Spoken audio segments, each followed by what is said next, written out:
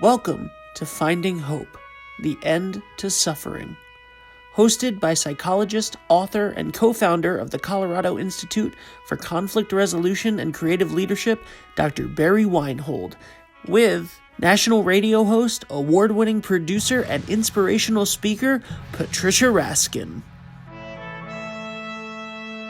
Hi, everyone. I'm Patricia Raskin. I'm co-host of the podcast series Finding Hope, The End to Suffering. And I'm here with Dr. Barry Weinhold, who is the creator of this wonderful podcast series. Welcome, Barry. Thank you, Patricia. Yeah. Barry is a PhD psychotherapist, been in this work for many decades, has written over 70 books, and just so happy that you've put this together, Barry. And I know you found a great guest who we've been interviewing for a few episodes, and today is our last episode with her, but she's amazing. Her name is Gail Ferguson Jones, and she's a best-selling author, an award-winning journalist, speaker, podcaster, and certified peer recovery coach. Her Butterfly Effect program offers peer-to-peer coaching specializing in recovery from codependency. And her new book is called Butterfly Rising, A Journey to Love, Healing, and Freedom from the Cocoon of Codependency. And we're going to bring Gail back on. Welcome, Gail. And hi. Hello. Hi. And I know you've taken us through your journey. I know that you experienced pain and suffering from your relationship with your grandmother, father, and husband, whose primary relationship was with alcoholism and with alcohol. And you worked through that. You worked through it. You figured it out. You stopped being gaslighted, as you said in other segments, and you went into therapy. You went into 12-step programs. And now you are helping many people and you're helping them who have been in similar relationships and who have addictions. So we're very happy to have you back. Start sharing with us in the beginning how you started then to get on the road to help other people, and then we'll bring Barry in. Oh, okay. Well, it's so interesting that, first of all, when you find something that sets you free, that's the one thing I love in recovery, when we say we found a new freedom. Yeah. And I really, really found a new freedom. And so I just want to share that. I just want others. And that's one of the things that I always require my clients two things at a coaching session. One, we have to start out with a big smile, no matter what your week's been like, no matter what your challenge. We're going to deal with that issue with smiling to bring up our energy. And we always end with, I found a new freedom. And so as I found this new freedom that I wanted others to have, and I started finding that no matter who I talk to, it's amazing how many people have this problem. It is. I just was speaking to a new business attorney that I hired a couple of weeks ago. Yes, Gail, my ex-husband was an alcoholic. There's absolutely hardly anybody. I could talk to my dentist. I could talk to any doctor, anybody I meet along the way. They say, I probably need your services because I've had the same problem, whether it's in a past generation or currently. It's a real big issue in this country. Yeah. Barry, why is that? Why is this such a big issue? Well, a couple things that come to mind on that one is that I specialize in working with trauma, and Gail mentioned she was diagnosed with PTSD, post-traumatic stress disorder, which is very similar to what I'm talking about when I'm talking about trauma. It's things that happened to us or didn't happen to us that cause disruption in our development and cause us to get stuck somewhere along the way. And so, actually, there's many, many more addictions than alcoholism. So, I mean, we can look at just alcoholism, and you said, Gail, it's pretty prevalent. But I think if you talk about the whole addictions field, people are addicted to food, they're addicted to sex, they're addicted to exercise, they're addicted to drugs, they're addicted to all kinds of things. Shopping is an addiction, gambling is addiction. I mean, you name it, and we're an addictive society. And so I can't imagine anyone without some form of addiction. Mine is chocolate. Unfortunately, that's not as dangerous as others. But so I've looked at what is a trauma-informed care a definition of what addictions are, and so I've come up with one, and it basically is this: an addiction, as a trauma-informed care practitioner, how I would define any addiction as it's a compulsive, ritualistic, comfort-seeking behavior Mm. that people have developed a comfort zone, and the addiction is a method for trying to keep themselves in that comfort zone. And so they will go to great lengths to stay comfortable. They don't want to have anything happen in their lives that makes them uncomfortable. So, Ben, put up that image, and I'll show you a little bit about what I'm talking about here. And here's can you bring it up a little bit? Yeah, there we go. So the comfort zone is where people feel safe and secure and content. And so uh, basically, what keeps people in that zone is this fear zone that's right outside, and it means there's obviously a lack of self-confidence. It's full of the excuses that alcoholics or other people who have addictions make about their behavior, and it's affected by others' opinions of them.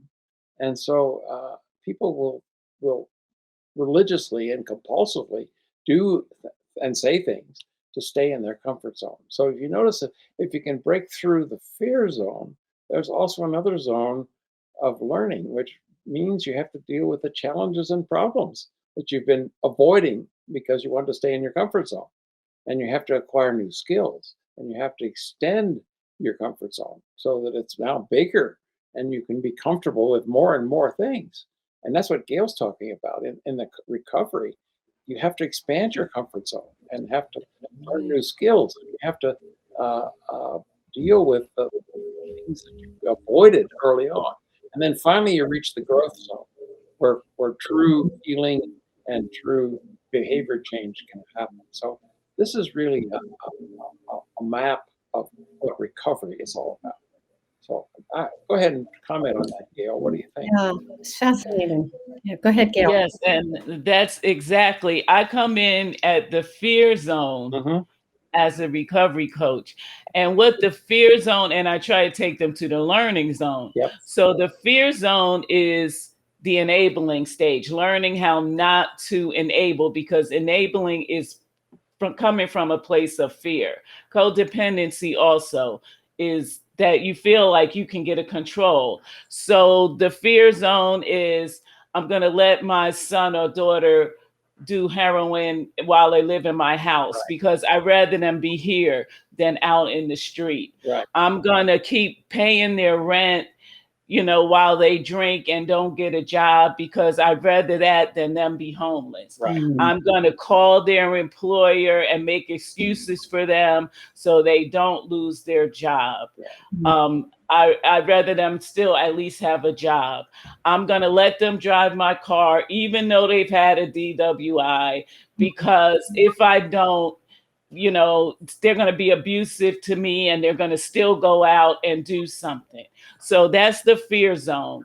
And I teach them in the learning zone why that hasn't been working for you and it's not going to work for you. And it's only going to make you end up in a more stressful situation because they're only doing what substance users do.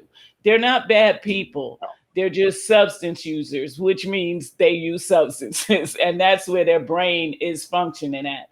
But you can't function in that co-addiction stage. So I teach them how to come from the fear zone and learn how to come out of that co-addiction and start growing personally, start learning how to follow your own interests instead of focusing on someone else. Stop limiting your life because of someone else's problem. Stop holding back on all the things that you want to do because you feel like you need to be available for this person. I mean, I lived that for a very long time.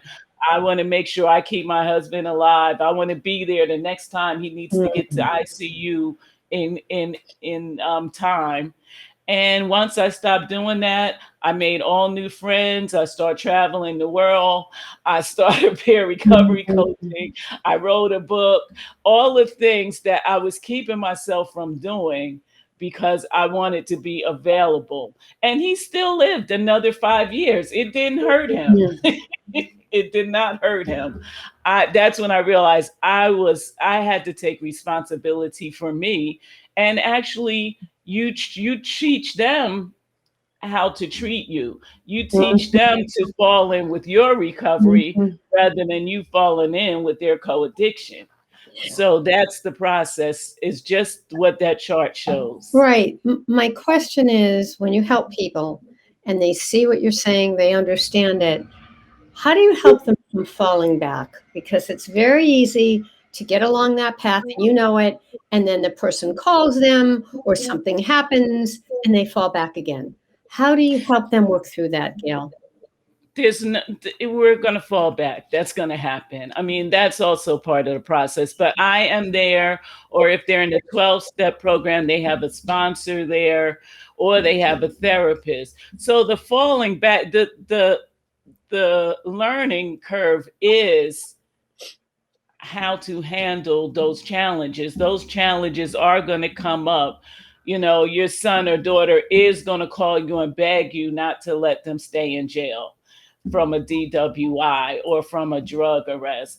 That's going to happen. So again, they can only be responsible. My clients can only be responsible for themselves.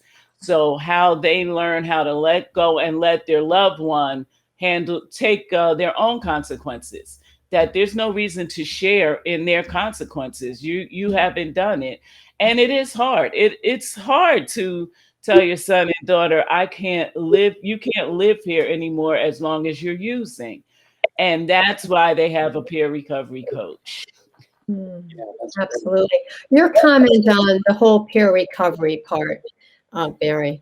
Well, actually, there's a whole new mental health category called the peer support specialist.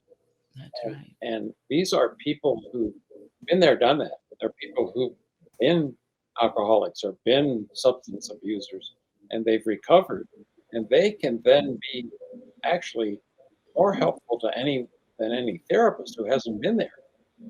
And so in many agencies, they're hiring people who have no degrees, but they have experiences that are relevant to the population that they're serving. And that's a new, in fact, when I was living in North Carolina, they had 15,000 peer support specialists. They train, they go through a training program, and they get certified, and then they are hired in mental health centers to work with whatever issues that they had experienced in their life. If they were drug abusers, if they were assigned to work with any new patients that came in who were drug abusers. Right. Gail, closing thoughts, Gail. I'm coming up to the end of the series, and basically, what do you want to leave our listeners with in terms of addiction, whether it's substance abuse or it's a behavior addiction, and how they can get help and work through it as you did, and now you're helping so many people? Well, I did my apprenticeship with in a recovery program in Rhode Island. And the founder was a former alcoholic. And she always told us, and this is what I would advise anybody, the first step is to understand.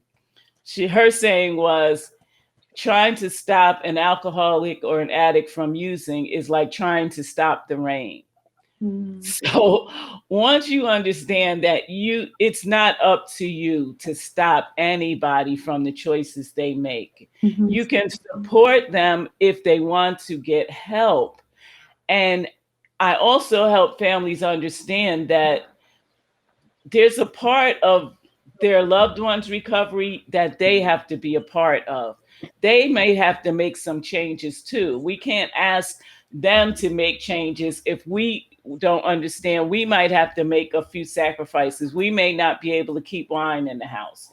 We may not be able to take them to the club and party. We shouldn't be tempting them just because they used heroin to say, but that doesn't mean you can't go to the bar with us. You know, they're still learning that families need to support their loved ones and to really get the benefit of their recovery and ours. And so that's what I would just get help wherever you can. Acknowledge your need for help if you feel like you need it. And there is help available. Just get it. Talk to your doctor, call a therapist, call your employee assistance program, call whoever and get help. And you will not be sorry. You will not be sorry. Thank you so much, Gail. Tell us how people can find your book and all of your other information. You can find Butterfly Rising on Amazon, and you can email me at info@buttrflyeffect.com. And you can find my podcast by that same name on any of the podcast platforms. Okay. All right. And we are putting across the screen here how people can get help. And so it's SAMSHA, and explain what that is. That's the oh gosh, Substance abuse and mental the national substance Go ahead. abuse and mental health. substance abuse hotline. Abuse Yes. hotline. Wonderful. Just wanted people to know that. Gail, stay with us for a minute. But thank you so much. An honor and pleasure. And Barry, thanks for bringing Gail on. And Barry, any closing thoughts? And stay with us as Gail for a minute. Thank you for being on. And Gail hit this really hard, but I think it's important is that if you choose a therapist, you want a therapist who's been there. So, and if you, I always ask people to interview their therapist and ask them, what have you done to heal your own problem? And if they say it's none of your business, that's the wrong therapist. They've been there, done that, and I'll talk about that as it's appropriate in our work. But I'm with you. I know a lot about what you've done because I've done that too. So that's the kind of therapist. Share your story. All right, wonderful. And tell us about our next series coming up next time, Barry. Yeah, this is going to be an interesting guest. It's a psychologist, a licensed psychologist from California named Arnold Nuremberg. And Arnold, I learned of him because he wrote an article and I read it, and then I contacted him and got to know him a little bit, and we became good friends. And in fact, he just called me this morning. And his story is that he, as a practicing therapist, got in trouble with the law.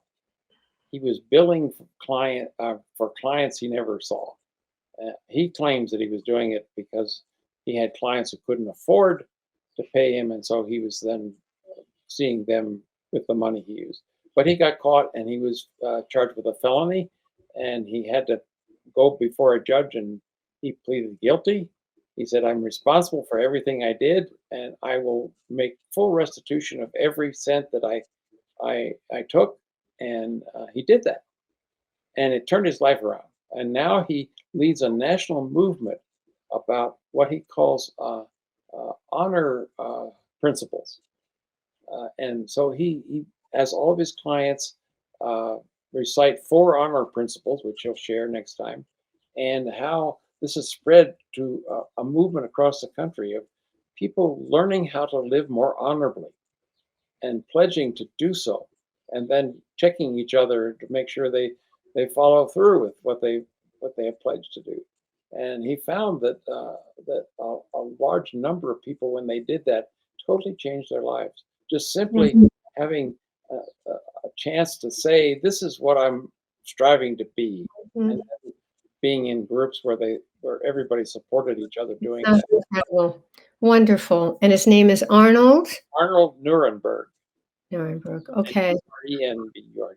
Thank you, Barry. Barry, tell people how they can find you, find the podcast and find you. Well, the podcast is on YouTube, and you can just Google Finding Hope, the End to Suffering, and it'll show up. And also, you can find a lot about me on my website called weinholz.org, and all the things I've been doing. There's a lot of free material on that website too. So, whole page, and a series of Yeah. is about the false self, Yeah. which we talk a lot about today. Well, thank you, Barry, and thank you for all the wonderful guests that you bring on and for bringing me on as a co-host. It's an honor and pleasure to work with you. And we also want to have a shout out to our producer, Ben Barber, behind the scenes, who does such a great job in getting this podcast up and out. Well, thank you, Ben. You do a great job of Yes. keeping us Yeah. on track here. All right. Until next time, Barry. Anything you want to close with? Any closing uplifting thoughts for our listeners? My blessings to you, dear, and wishing you well until next time. All right. Thanks so much, Barry. I'm Patricia Raskin, co-host of, again, The End to Suffering. Actually, the first one is Finding Hope, and then The End to Suffering. We find hope first. All right. Thanks, Barry. Talk to you next time. This episode was brought to you by the Colorado Institute for Conflict Resolution and Creative Leadership. Find out more about these resources at weinholds.org. Dr. Weinhold is the author or co-author of 75 books on psychology, including his latest book, Get Real: The Hazards of Living Out of Your False Self, available on Amazon, Barnes & Noble, and more. Patricia Raskin is the host of the nationally recognized program, The Patricia Raskin Positive Living Show, and is currently heard on voiceamerica.com, Apple Podcasts, Spotify, and more.